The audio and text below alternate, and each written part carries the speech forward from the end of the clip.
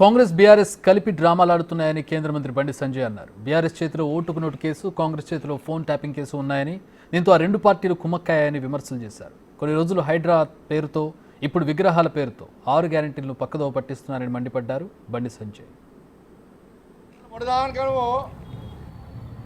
అంతకుముందు విగ్రహాలు తర్వాత మళ్ళీ హైడ్రాలోలి, మళ్ళీ ఇప్పుడు మళ్ళీ విగ్రహాలు స్టార్ట్ అయింది. మళ్ళీ విగ్రహాలు స్టార్ట్ అయింది. ఎందుకంటే 6 గ్యారెంటీలు వీకాలి. ఇక 6 గ్యారెంటీ పక్కకోవాలి. అంటే రెండు పార్టీలు కలిసి ఎట్లా డ్రామాలు ఆడుతున్నాయంటే, ఎందుకంటే వీళ్ళ ఫోన్ ట్యాపింగ్ కేసు వాళ్ళ చేతులు ఉన్నది, ఓటు ఉన్నాడు కేసు వీళ్ళ దగ్గర ఉన్నది. మనం ఒకటి మనం అనుకుంటే కలిసి ఉండాలి. ఈ 6 గ్యారెంటీ విషయంలో మన ఇద్దరం కొట్టాడుకోవాలి, ప్రజల దృష్టి మళ్లించాలి. అయితే 7 సెప్టెంబర్ వాస్తవం చేయాలి, అయితే విగ్రహాలు ఒళ్ళు పెట్టాలి, అయితే హైడ్రాలు ఒళ్ళు పెట్టాలి. ఇదే పని వీళ్ళకు, ఈ రెండు పార్టీలకు. 6 గ్యారెంటీ విషయంలో రాష్ట్ర ప్రభుత్వం చిత్తశుద్ధిని ప్రకటించుకోవాలి, చూపెట్టాలి. శ్వేతపత్రం విడుదల చేయండి. రుణమాఫీ విషయంలో ఎక్కడికక్కడ చర్చ చెప్పండి.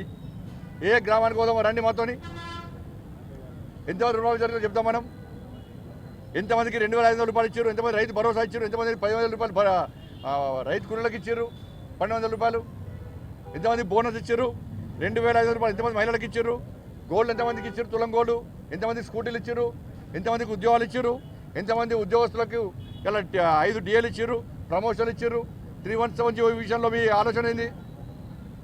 అంటే చర్చ వీటి మీద జరగాలి. ఇలా మొదటిదానికేమో